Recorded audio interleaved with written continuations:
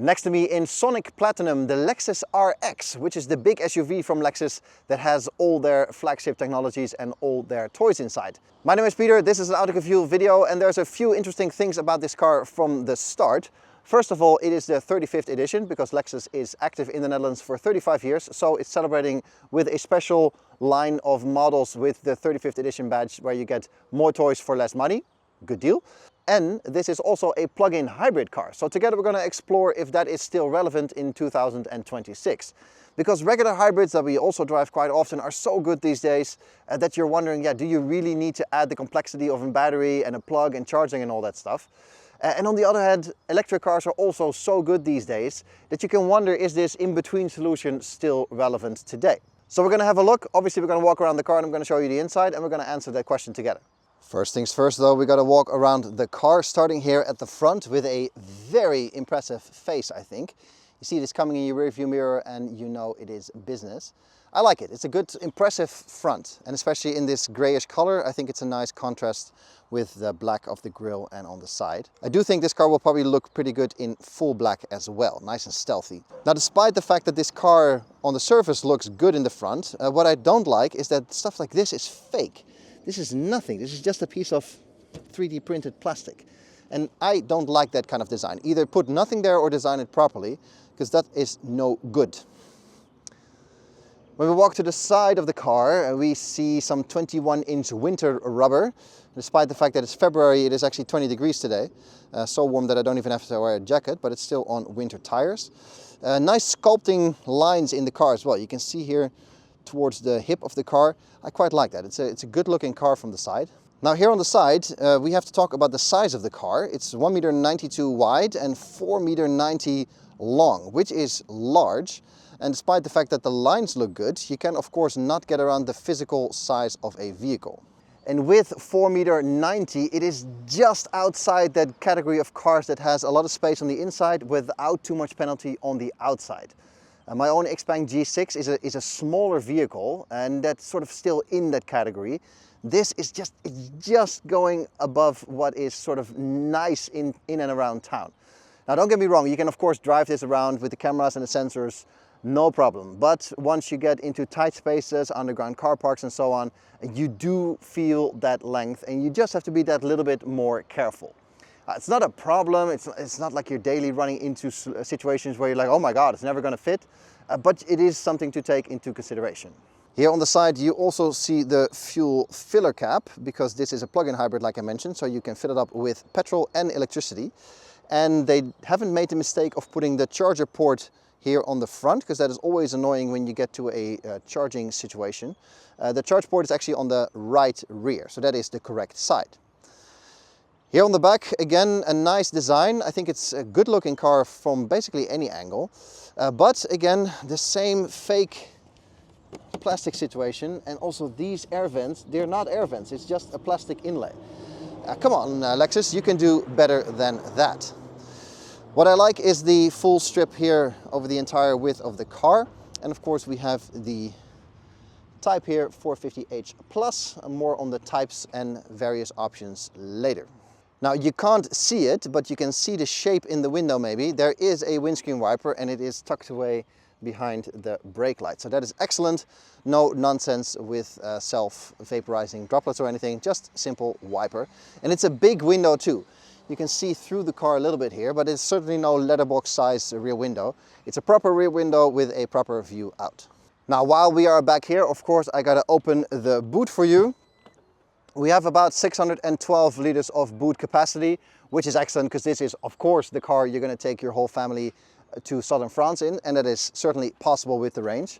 If you put this one up, you can see the space nice and square, huge opening as well. If you put the middle seats down, you go over 1600 liters of capacity, so you can slide all your IKEA closets, washing machines and Christmas trees inside. No problem, nice and square, easy to use. This is all you want from an SUV. There is a little bit of storage underneath, but that is maybe a tow eye, some wiper fluid and those kind of things, so nothing going on there. But we have a completely flat load lip, so you can certainly start piling stuff in there. I don't think 612 liters is class leading or anything, but this is extremely usable and big enough for your whole family's holiday. Of course, a tour through the cockpit of this Lexus RX. And I have to say, from the moment you get in, you feel that this is a relaxing vehicle to be in. It's airy in here, it's spacious in here, the materials are nice, everything you touch and interact with feels nice and expensive, so that Lexus feel is immediately present. The color here is a sort of dark chocolatey brown, very nice, very stylish, and also much less dark than black. Despite the fact that there are some grays and some blacks here, and also that the roof is dark, this brown really sets the car apart. I quite like it. It's a good color choice overall. Now, it's not perfect. There are some things I have questions about, but let's explore together. We're going to start here on the left with the door. Completely clean, as you can see. No buttons here whatsoever, except the window switches and the mirror controls that are all physical buttons. Awesome. The door is clean because they moved all the other buttons here to the side. So I got my seat memory here, 3 settings, and I got my trip computer here, a few settings. Not really sure why it's over there, but I think it's because then the door can stay nice and clean. They are housed in a piano black little slot here underneath the ventilation. That is the only bit of piano black. That and of course the casing of the screen. And in case you're wondering, the center console is not piano black. It is also brown. It's sort of a shiny brown. And when I first got in, I saw it. I was like, oh, that's just going to be as bad as piano black, but it's not. I stand corrected. Of course, it is shiny, but not fingerprint magnety like piano black. And of course, you'll see some dust on it when the sun hits through the panoramic roof in a certain angle, fine. But overall, it's a much nicer material to work with. So that's great. What's not so nice to work with is the buttons on the steering wheel, because they are 2 joypads that are context dependent on what you set the buttons to be. So you can adjust them. So if I touch one of them, at the moment they are mapped to my cruise control, but there is a page change button underneath. So if I press that once, now it is mapped to my display settings and what I want to see on my driver's display. The same goes for the one on the left. If I touch it now, it is set to audio and forward track and answer a phone call. If I press the page button, then it goes to audio modes and to music modes. So you can change what they do, and I don't really understand why, because apart from setting this car up when I first got it a week ago, I haven't changed it at all. So I think it would have been easier to just have a settings button somewhere and a scroll wheel than to do it this way. So for me, that wasn't necessary. The steering wheel itself is nice. It's a good size. The car is big, so you want to take control of your vehicle, but you don't want to have one of those super thick, enormous steering wheels. That's not the case at all here. It's nice and small and just a simple circle. Other car makers, pay attention. It doesn't have to be a hexagon-shaped Starlink system. Just a circle works just fine. Behind it, 2 pedals to change gears that you'll never use because this car doesn't have gears to begin with, but you can adjust the gearbox with it. I've never touched that at all. I don't really understand why it's there. Maybe for people that tow, it might be handy, but other than that, this is useless. So for me, also, again, not necessary, but very necessary. 2 normal stalks for your wipers and so on, and your lights and indicators on the left. So that is excellent. And of course, through the steering wheel, we have the sensor bubble here to make sure I don't fall asleep. Not so sensitive that it's constantly annoying. So I've actually caught myself leaving those systems on most of the time that I was driving. And they only go off when you're sort of staring out of the window way too long, and you should actually be paying attention to the road. So well calibrated system as far as I'm concerned.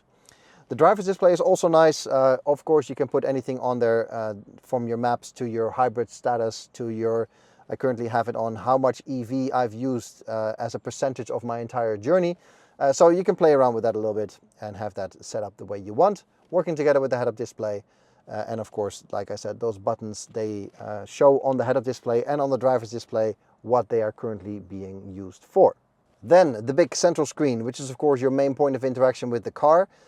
It's fine. It's nothing crazy in terms of speed or interaction or anything. I mean, everything works, but it's not the fastest system I've ever seen in the world. It is nice that it's not super deep. We've driven a few BMWs recently where the system is already having 42 apps on the home screen alone, let alone the layers that you can go down to if you want to find certain settings or not. That's a bit much. This system is much simpler as far as that goes and easier to work with. They've also left a lot of stuff standard on the screen, like your seat heating, your ventilation controls, and so on. And there's physical dials on the screen to change your temperature. They just used a corner of the screen on the bottom left and right for the actual temperature indication, and you can just turn this to change it. So that's excellent, great solution between physical and touch interaction. Underneath we have manual ventilation, awesome. No swiping, no nothing, no airflow on the screen. This is the way you want it. And before you all lose your mind in the comments, this is better than any voice system, than any screen system that you can imagine. Because if I sit here and there's wind blowing in my face, it's a 0.2 second interaction and the problem is solved. I don't have to press the audio button, I don't have to say the wake up word, I don't have to start a discussion with my dashboard about the temperature or the volume or where the air is going. None of that is a solution to a problem that can be solved in 0.2 of a second. And I'm sure your car has been having voice-activated ventilation control since 1987 and it's worked 100% for you all the time. I'm very happy for you, but this is a better solution. Underneath we have two USBs for charging, a little rubberized cubby to put anything and everything, and then we have that shiny dark brown wood.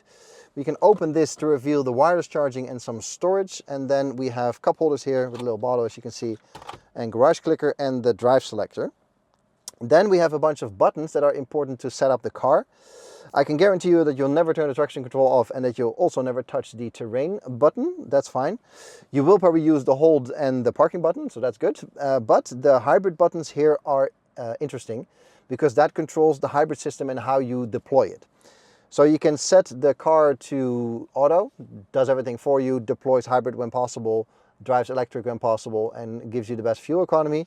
And you can also just turn it on and off the way you see fit if you want to do it manually. The other button is perhaps even more important. That is the charge on and off button.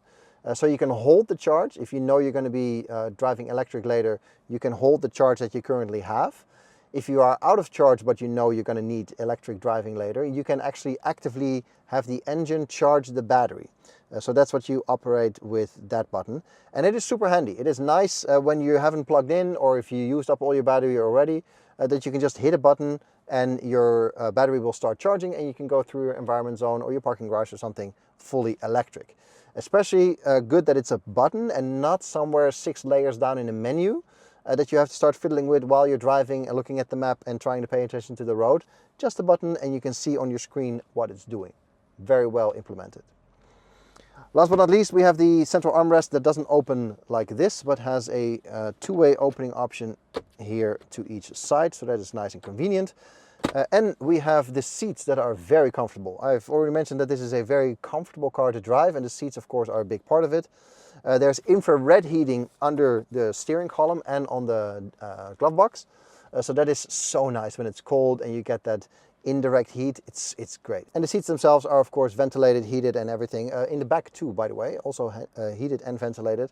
And 15-fold adjustable, so it's perfect to find your driving position, to have a good overview of the car, which you need because it's a large vehicle. And especially the hood is quite long, so you want to sit high enough that you can actually see the front of the car. So overall, it's a great place to be. It's a very relaxing place to be, thanks to the seats, thanks to the view out, lots of light coming in.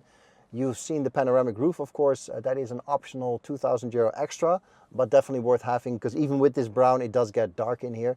And this has a cover so you can actually close it because the glass is not tinted, so it does get hot in here if it's a sunny day like today. Even in February, when the sun shines in, it starts to get warm in here, and despite the seat heat ventilation, so definitely good that they have a cover. New day, new shirt and new chances, because yesterday driving did not happen due to time constraints, but today obviously we are doing a bit of driving. And before I take off, I always like to turn off the driving aids because they don't really help me as much as they should, so I prefer to have them off. With Toyotas in general, that can be a bit of a faff on the driver's display with very small menus and lots of clicks. Luckily, not the case here with Lexus. I can just go to the shortcut menu, and then in my often used section there is the traffic sign recognition, so that's your speed warning, and the lane departure one that I can turn off in one click. Nice and easy. So setting off here, driving through my neighborhood, here is of course where the hybrid system really shines with that real world electric range. It is a bit sunny, by the way, so excuse me for squinting. But 18 kilowatt hours of battery capacity in this Lexus RX gives you a real world range of around 60-70 kilometers. So, you know, clearly not enough to do everything, but more than plenty for your daily driving. I've had this car for a week now, and I drive about 150 kilometers a week to and from swim class, sport events, and things with my kids. And for that, this is such a great package because you can do most of those things fully electric. And when you get on the highway and you need a bit more power, for example, you just press the gas pedal a bit further and the combustion engine kicks in when you need it. And the system is smart enough, if you leave everything in automatic, to then turn it all back off again once you get off the highway. So it's a fantastic combination, and it's really the best of both worlds in terms of efficient driving and also having enough power. I have a charging station in my street, and also my neighbor has a charger in the parking garage that I share with him. So I can just plug this car in for an afternoon and charge it, because of course 18 kilowatt hours doesn't take that long to charge. And then you have all that range and all that capabilities and flexibility with your car all the time. Now, with a car this size, of course, we have high expectations when it comes to the rear seat, and those expectations are mostly met. It is spacious in here. There's a lot of light coming from the roof and from the front of the car, so that is very pleasant. The materials are the same as in the front, so very high quality, heated and cooled seats, like I mentioned in this version, and all the luxuries that you want. So we got some climate control down there, some USBs, window controls, seat pocket, soft seats, seat backs, so all is well there. I even have about this much space in front of me, in front of my knees, and the driver's seat is in my driving position. So very, very nice place to be. Except for the headroom. I'm 1.83 meters and I am touching the roof with my head, and that is uncomfortable.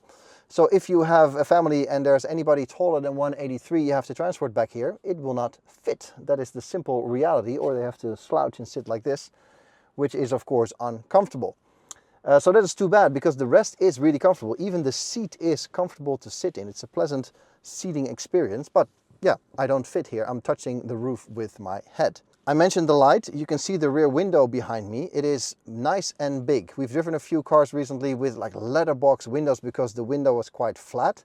Not the case here. A lot of space and glass to actually see through. So when you're driving, it's easy to see through the car and see behind. So that is well done. And everything back here is well done. Like the quality is good, the luxuries are good. Even the central armrest is more luxury, not that generic rubber cup holder situation, but this is, it feels heavy, it feels solid, it feels luxury with this button and the cup holders popping out of the front. It's very nice. Everything here is thought through and feels good and expensive to work with, and that's great. It's a very nice place to be. My connection to the front is also really good because the seats are not so big. So it's easy to see past the seats and past the driver, and have a good connection with the front of the car to see out and see what's happening, which is of course key when you are transporting children back here. That will fit unless they are tall teenagers and go above 1.83 meters.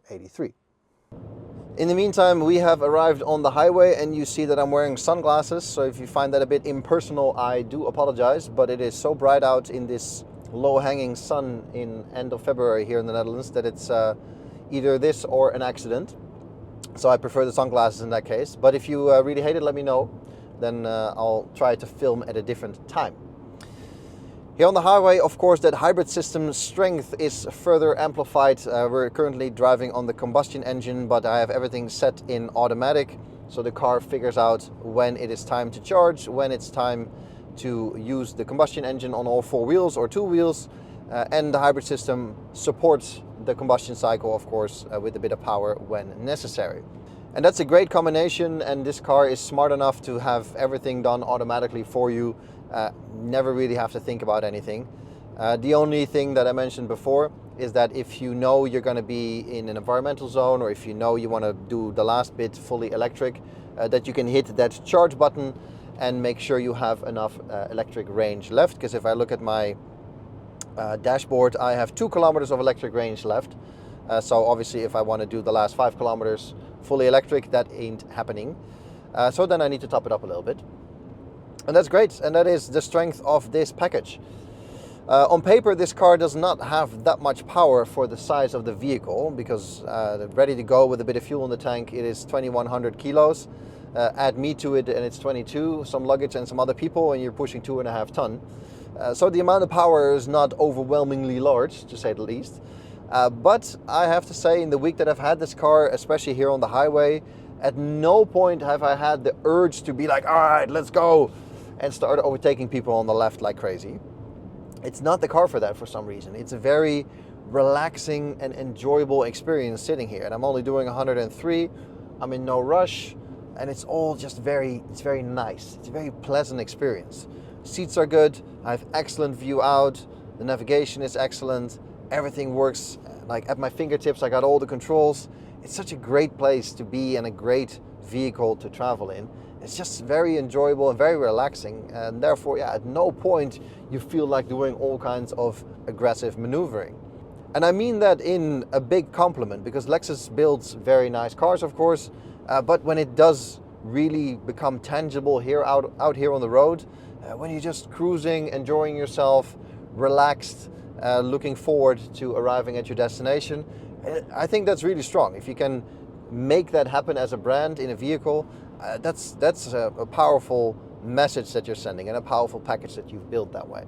So with the hybrid system, it is a very pleasant experience as well. Like I said, the transition from leaving your residential area to here on the highway is basically seamless. I don't hear the engine at all. I have a little display here that it says I have done 52% of my journey electric so far and the rest with the combustion engine. And I have 2 kilometers of electric range left. So, you know, it's nice information. I can see what the powertrain is doing. Currently, it's only powering the front wheels for maximum efficiency. But when I demand more performance from the car, or when the circumstances dictate more grip, then it will switch to 4-wheel drive to provide traction and propulsion. That's also, again, it's such a great system that it can work with you and work with the circumstances to give you basically all the benefits from all parts of the car at all time. And that's nice. And of course, here in the Netherlands, we don't need 4-wheel drive, technically speaking, because we don't have mountains here. We don't really have any weather here that demands it. But I'm a big fan of 4-wheel drive in vehicles this size and weight that I transport my whole family in. I got 4-wheel drive in my own Xpeng G6 as well. That has almost 500 horsepower, so that demands 4-wheel drive permanently. But it's that little bit of extra security that you have when it's raining, when the road surface is not too good, when the circumstances are a bit tricky. It's just nice to have that little bit extra in reserve. I really like that peace of mind while driving. As far as versions goes for this Lexus RX, we are in the 450h Plus plug-in hybrid all-wheel drive, starting at 86,000 euros here in the Netherlands with the business line. Luxury line is 88, the executive line is 93, so that's a bit of a step, and the president line is 99,000 euro.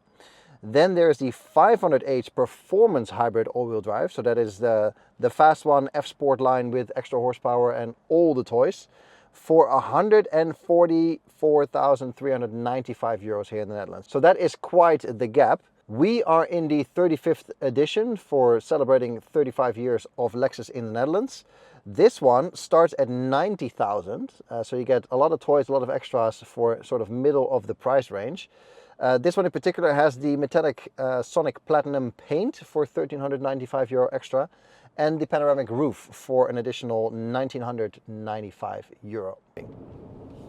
Now, to answer the question at the beginning of the video, is this in-between solution still relevant today? Because regular hybrids are so good these days, you get diesel values of fuel economy out of them. And electric cars, especially here in the Netherlands, are also basically a no-brainer because we have so much charging infrastructure. The range these days is also very good, 500, 600, 700 kilometers in good circumstances. So yeah, that's also basically a non-issue anymore. I think this still has its place. Yes, it's more complex, and yes, it's heavier than necessary, but it's still a good in-between solution for people that are either not ready for fully electric or not capable of fully electric, but also want even more flexibility than a regular hybrid. I think it's still a valid in-between solution, even though I have to admit it will probably eventually die out because those other two solutions are so good as well. This car as it sits here in the 35th edition is quite nice. I think you have a good deal in terms of value for money, horsepower for money, and toys for money. Yes, it's a bit less powerful than that 500 version, but that is more than 50k more expensive. So that's just nuts almost. That's an entire extra car on top of the price. And I think with this you have basically everything you need to transport you, yourself, your family, your luggage, your washing machine and everything else around in considerable style. I think it's a good looking car with all the toys that you can possibly need and an all-round so pleasant driving experience that I think it is quite the package. That said, for this price you can also shop with basically any Chinese brand and go fully electric in something quite exciting. And even all the Germans have plenty of offerings in this size and price range. So there is quite a lot to choose for this kind of money. But I think if you are in the market for a big SUV and you want reliability, technology, things that just work, real buttons, and I think a considerably good looking package, this is certainly one to consider. Now that's all I got in this video. Thanks for watching. Give it a thumbs up if you like it. Sub to the channel, of course, is always appreciated because spring is coming and there is a whole lot of press drives, media launches, discoveries, and of course home tests that are coming up. So if you don't want to miss any of those, then subscribing is a good idea. For now, thanks for watching, and I'll catch you guys in the next one. Cheers.